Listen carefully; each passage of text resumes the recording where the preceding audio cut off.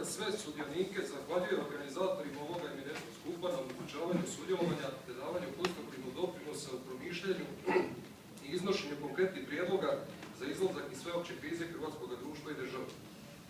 Nama je bitna zaštita hrvatskih nacionalnih interesa, očuvanje opstojnosti hrvatskog naroda u matici, a posebno u dijaspori koja je dala neupitan i nesebičan doprinos u stvaranju hrvatske države. Predlažemo sljedeće. Prijedlog usvajanja novog ustava koji će biti jasan, koncizan i nedvosmislen, utemeljen na načelima prirodnog prava i javnog morala te zaštiti građana Republike Hrvatske. Ustavno-pravna zaštita digniteta Domovinskog rata i posebna skrb i zaštita sudionika Domovinskog rata zaključno sa 15. siječnjem 1992. godine.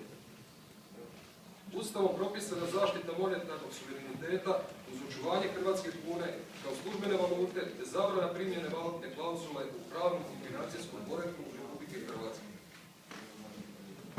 Ustavno-pravna zaštita doma i obitelji.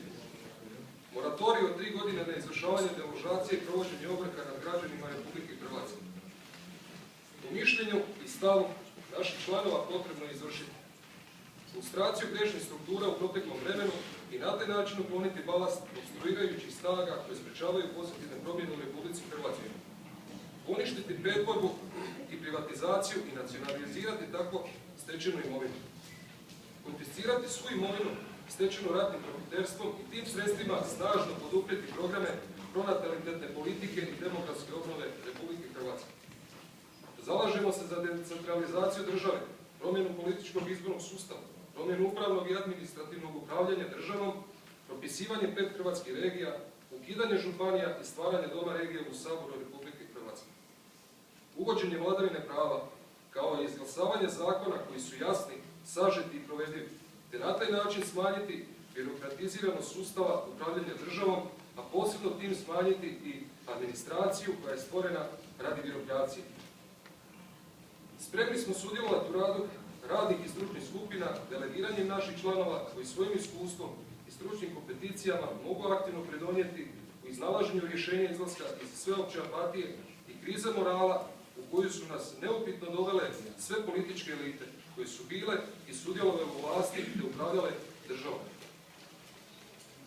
Domoljubna organizacija Hrvatoru poziva vas da se izdignemo iznad osobnih taština i umišljenih veličina, kako bi skupljenim glavama koncentrirali znanje, iskustvo, energiju te stvorili jezgro koja će svojom nadogradnjom i ljudskim potencijalom sudjelovati u stvaranju nove republike koja će biti pravno uređena, čestitija, poštenija te država jednakih šansi za sve njene građane kako bi naše djeci i budućim generacijama stvorili bolju budućnost i priliku za samoodržanje i opstojnost hrvatskog naroda, te zato svi mi zajedno se pokrenimo i krenimo za novu Hrvatsku, našu jedinu voljenu domovinu. Hvala lijepo.